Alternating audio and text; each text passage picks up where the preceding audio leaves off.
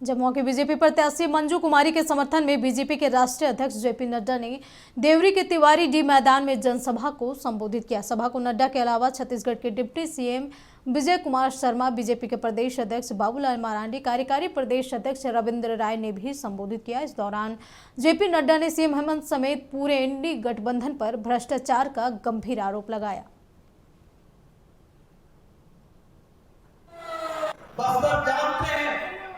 वहाँ पढ़ाई करना कितना मुश्किल है। बीजापुर के इलाके में वहाँ रेजिडेंशियल स्कूल को खोल करके हमारे गरीब आदिवासी भाई पढ़ लिख करके मजबूत बने, इस बात की योजना को प्रधानमंत्री ने साकार करने का काम किया।